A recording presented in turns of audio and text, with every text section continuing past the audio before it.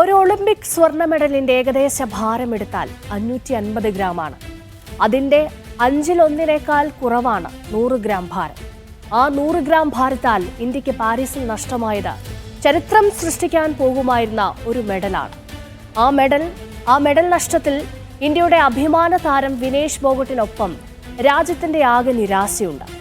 ഒളിമ്പിക്സിലെ 53 kilogram freestyle ഗുസ്തിയിൽ വിനേഷ് ഫോഗട്ട് അയോഗ്യയാക്കപ്പെട്ടെന്ന വാർത്ത ഉണ്ടാക്കിയ ആഘാതം ചെറുതല്ല. പാരീസിലെ ആദ്യ സ്വർണം ഇതുവരെയുള്ള പ്രകടനത്തിൽ നിന്ന് കണ്ണും പൂട്ടി രാജ്യം ഉറപ്പിച്ചിരുന്നു. പക്ഷേ മത്സര ദിവസമുള്ള പതിവ് ഭാരപരിശോധനയിൽ അനുവദിച്ചതിലും അധികം ശരീരഭാരത്തേക്കാൾ 100 ഗ്രാം കൂടുതലുണ്ടെന്ന കണ്ടെത്തൽ എല്ലാ പ്രതീക്ഷകളും ഇല്ലാതാക്കി. ഇത്രയും നിരാശ നിറയുന്നത് വെറുതെയല്ല. വിനേഷ് ഫോഗട്ട് പാരീസിലെ ഗോദയിലേക്ക് വെറുതെ നടന്നു കയറിയതല്ല എന്നത് തന്നെയാണ് അതിന്റെ കാരണം. ജന്തർ മന്ദറിൽ നിന്നും പാരീസിലേക്കുള്ള ദൂരം അത്രയും കഠിനമായിരുന്നു. ഒരു ധീരയായ സ്ത്രീയുടെ പോരാട്ടങ്ങളും ഹൃദയവേദനകളെയും തെരുവിലൂടെ വലിച്ചഴച്ച നെറുകേടുകളെ രാജ്യം പെട്ടെന്നൊന്നും മറന്നുപോകില്ല. സകല രാഷ്ട്രീയ സ്വാധീനമുള്ള ഒരു കൊടും ക്രിമിനലിനെ സംരക്ഷിക്കാൻ ഭരണവർഗം നടത്തിയ എല്ലാ വൃത്തികേടുകളെയും മലർത്തിയടിച്ചാണ് പാരീസിലെ ഗോദയിൽ അവരെത്തി നിന്നത്. അതുകൊണ്ടുകൂടിയാണ് ഈ നിരാശയ്ക്ക് ഇത്രയും ആഴം തോന്നുന്നത്. വിനേഷ് ഫോഗട്ടിന് പൂർണ്ണ പിന്തുണ നൽകുകയാണ് രാജ്യം. ഇന്ത്യയുടെ സുവർണ സ്വപ്നങ്ങൾക്ക് മങ്ങലേൽപ്പിച്ച ഒളിമ്പിക്സ് അസോസിയേഷന്റെ നടപടിക്കെതിരെ ശക്തമായ പ്രതിഷേധമാണ് ഉയരുന്നത്. വിനേഷിന്റെ തിരിച്ചടി വേദനിപ്പിക്കുന്നതെന്ന് പ്രധാനമന്ത്രി പറഞ്ഞു. ഇന്ത്യയുടെ മകൾക്ക് നീതി വേണമെന്ന പ്രതിപക്ഷ നേതാവ് രാഹുൽ ഗാന്ധി ആവശ്യപ്പെട്ടു. അയോഗ്യതയിൽ കേന്ദ്ര കായിക മന്ത്രിയുടെ പ്രസ്താവന തൃപ്തികരമല്ലാത്തതിനാൽ പ്രതിപക്ഷം സഭയിൽ നിന്നിറങ്ങിപ്പോയി. മുൻ താരം വിജേന്ദർ സിംഗ് ഉൾപ്പെടെ ഗൂഢാലോചന ആരോപിച്ച രംഗത്തെത്തി. ഡൽഹിയിൽ നിന്ന് സജു തോമസ് ചേരും. ഇന്ത്യയുടെ സുവർണ സ്വപ്നങ്ങൾക്ക് മങ്ങലേൽപ്പിച്ച ഒളിമ്പിക്സ് അസോസിയേഷന്റെ നടപടിക്കെതിരെ ശക്തമായ വിമർശനമാണ് ഉയർന്നത്. ഇന്ന് പാർലമെന്റിനകത്തും പുറത്തും ഈ വിഷയവുമായി ബന്ധപ്പെട്ട് പ്രതിപക്ഷ പാർട്ടികൾ വലിയ വിമർശനമാണ് ഉയർത്തിയത്. പ്രധാനമായിട്ടും പ്രതിപക്ഷ പാർട്ടികളും പ്രതിപക്ഷ നേതാവ് അടക്കമുള്ളവർ ഈ വിഷയത്തിൽ കേന്ദ്ര സർക്കാരിൻ്റെ നിലപാട് വ്യക്തമാക്കണമെന്നാണ് പാർലമെന്റിനകത്ത് ഇന്നിപ്പോൾ സൂചിപ്പിച്ചത്. എന്തായാലും ഈ വിഷയവുമായി ബന്ധപ്പെട്ട് കേന്ദ്ര കായിക മന്ത്രി മൻസുഖ് മാണ്ഡവ്യ ഇന്നൊരു പ്രസ്താവന നടത്തിയെങ്കിലും ആ പ്രസ്താവന മതിയാകാതെ വന്നതോടെയാണ് പ്രതിപക്ഷം ഇന്ന് സഭ വിട്ടിറങ്ങിയത്. പ്രധാനമായിട്ടും ഇന്ന് രാത്രി നടക്കുന്ന മത്സരത്തിൽ ഇന്ത്യ ഒരു സ്വർണ്ണ മെഡൽ പ്രതീക്ഷിച്ചിരുന്നു. എന്നാൽ ഇന്ത്യയിലെ 142 കോടിയിലധികം വരുന്ന ജനങ്ങളുടെ പ്രതീക്ഷയെ അസ്ഥാനത്താക്കിക്കൊണ്ടാണ് ഇന്നിപ്പോൾ വിനേഷ് ഫോഗട്ടിനെ ഇപ്പോൾ പുറത്താക്കി എന്നുള്ള വാർത്ത ഇന്ന് ഉച്ചയോടുകൂടി വന്നത്. എന്തായാലും വലിയ രീതിയിൽ ഇന്ത്യൻ ജനത വിഷമത്തിന്റെ ആഴക്കയത്തിലേക്ക് നീങ്ങുന്ന ഒരു കാഴ്ചയാണ് ഇന്ന് രാജ്യം കണ്ടത്. പ്രധാനമായിട്ടും രാഹുൽ ഗാന്ധി അടക്കമുള്ള ദേശീയ നേതാക്കൾ, പ്രതിപക്ഷ പാർട്ടി നേതാക്കളൊക്കെയും ഉയർത്തിയത് ഈ വിഷയവുമായി ബന്ധപ്പെട്ട് കേന്ദ്ര സർക്കാരിന്റെ നിലപാട് വ്യക്തമാക്കണം എന്നുള്ളത് തന്നെയാണ്. അതിന്റെ പശ്ചാത്തലത്തിലാണ് കേന്ദ്രമന്ത്രി ഇന്ന് വിശദീകരണം നടത്തിയത്. എന്തായാലും രാജ്യത്തിന്റെ പ്രധാനമന്ത്രിയും രാഷ്ട്രപതിയും അടക്കമുള്ളവർ വിനേഷ് ഫോഗട്ടിനൊപ്പമാണ് എന്നുള്ള നിലപാടാണ് സ്വീകരിച്ചിരിക്കുന്നത്.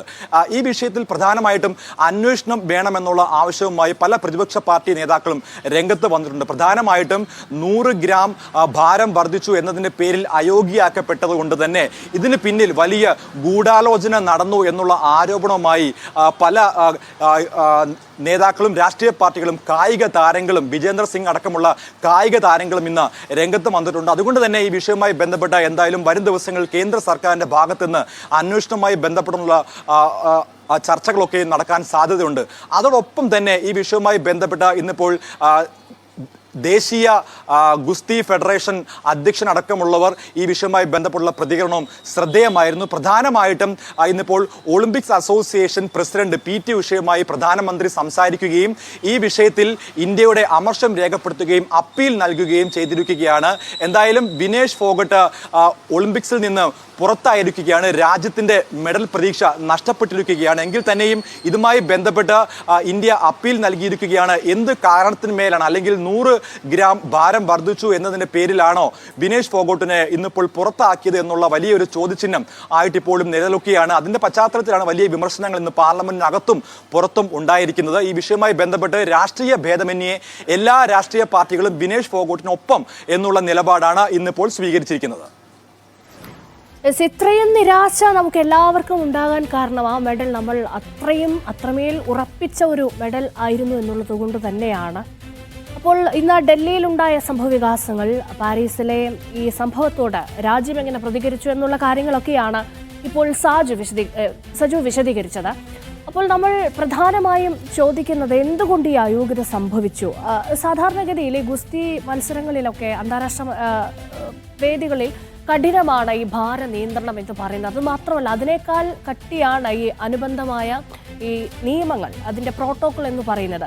ഈ അയോഗ്യത എങ്ങനെ സംഭവിച്ചത് എന്നത് വിശദീകരിച്ചാൽ, നിയമങ്ങൾ അനുസരിച്ച് ഒരു ഗുസ്തി താരം 2 തവണയാണ് ഭാരപരിശോധനയ്ക്ക് വിധേയരാകേണ്ടത്. അതായത് ഈ 2 പരിശോധനകളിലും ഒരേ ഭാരപരിധി പാലിക്കുകയും വേണം. അപ്പോൾ ബുധനാഴ്ച രാവിലെ നടന്ന ഭാരപരിശോധനയിൽ അനുവദിച്ചതിനേക്കാൾ 100 ഗ്രാം അധികമാണെന്ന് കണ്ടെത്തിയതായി ഇന്ത്യൻ പരിശീലകൻ അറിയിച്ചിരുന്നു. അപ്പോൾ ചൊവ്വാഴ്ച രാത്രിയോടെ തന്നെ വിനേഷ് ഫോഗട്ടിന്റെ ഭാരം 1 കിലോ വർദ്ധിച്ചതായി വൃത്തങ്ങൾ അറിയിച്ചിരുന്നു. അപ്പോൾ ചൊവ്വാഴ്ച രാത്രി മുതൽ ഭാരം കുറയ്ക്കുന്നതിനായി ഉറങ്ങുക പോലും ചെയ്യാതെ വിനേഷ് കഠിന വ്യായാമത്തിലായിരുന്നു. ഇതിനുവേണ്ടി സൈക്ലിംഗ് അടക്കം ചെയ്തു. അവരുടെ മുടി പോലും മുറിച്ച് കളയുന്ന ഒരു നടപടിയിലേക്ക് വന്നു. ബുധനാഴ്ച രാവിലെയോടെ 900 ഗ്രാം കുറഞ്ഞെങ്കിലും അവസാനത്തെ 100 ഗ്രാം ഭാരം കുറയ്ക്കാനായില്ല എന്നാണ് റിപ്പോർട്ടുകൾ.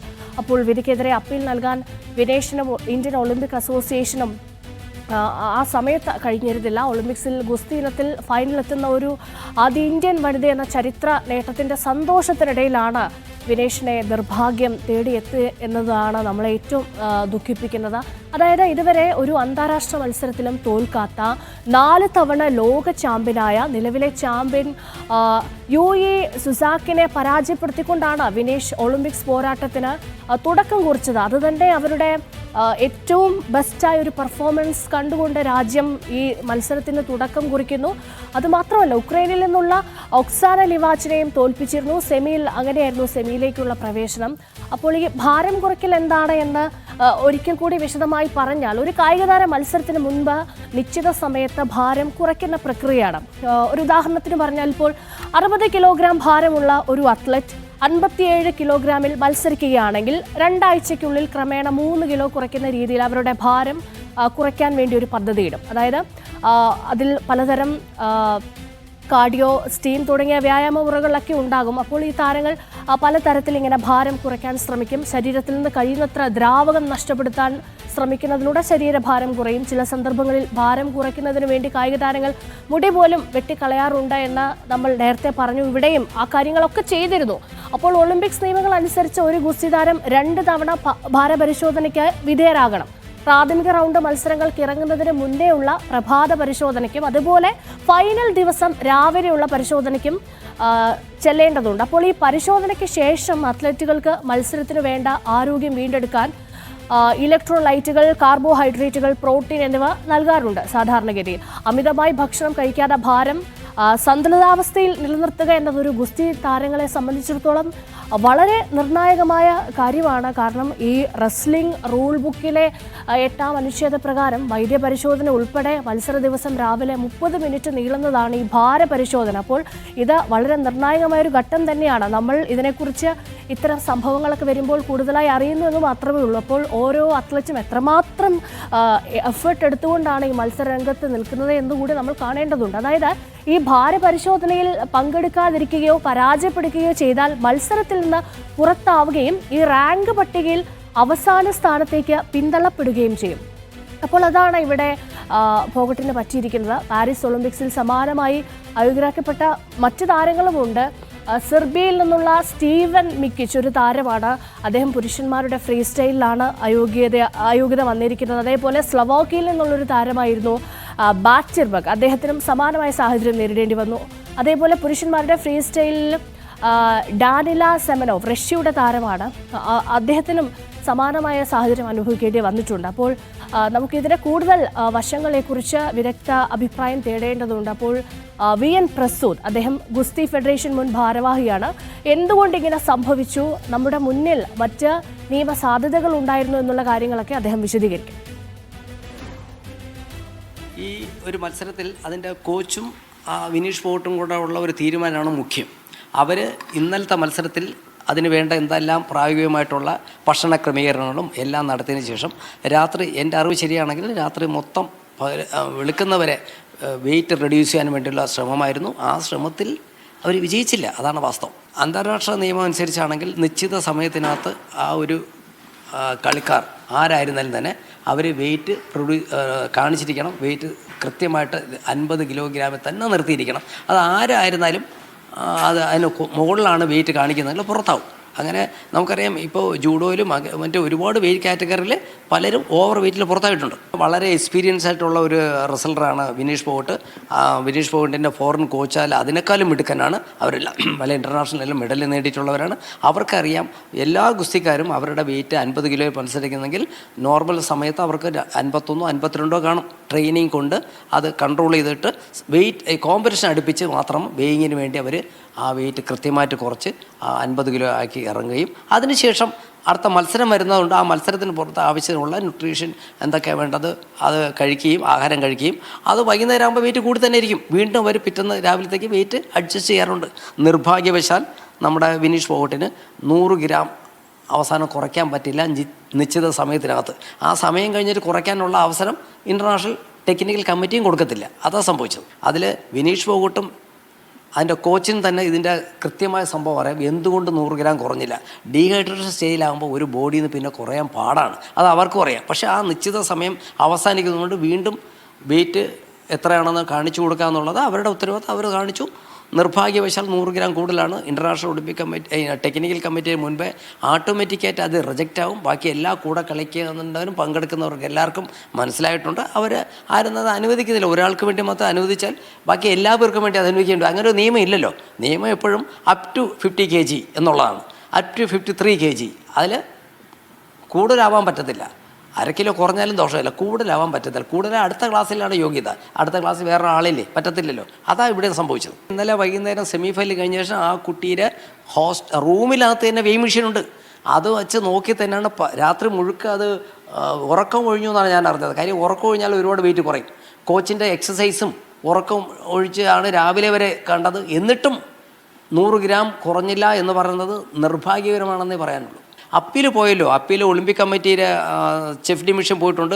റെസ്ലിംഗ് ഫെഡറേഷൻ അപ്പീൽ കൊടുത്തിട്ടുണ്ട്. അപ്പീലെല്ലാം കൊടുത്തില്ല എന്നുള്ളൊരു പരാമർശം വരാൻ പാടില്ലാത്തതുകൊണ്ട് കൊടുത്തു എന്നുള്ളതും ടെക്നിക്കൽ കമ്മിറ്റിയിലെ കാര്യങ്ങൾ അറിയാമെന്നുള്ള രീതിക്ക് എനിക്ക് പറയാനുള്ളത്, അവിടെ വിനീഷ് ഫോഗട്ടെന്നോ വേറെ രാജ്യമൊന്നുമല്ല, പർട്ടിക്കുലർ വെയിറ്റ് കാറ്റഗറിയിൽ ഇറങ്ങിയ ആ നമ്പറിലുള്ള പേരുള്ള ആൾ ക്വാളിഫൈ ചെയ്തില്ല വെയിങ്ങിന്. അതാണ് വാസ്തവം. അതങ്ങനെ തന്നെയാണ്.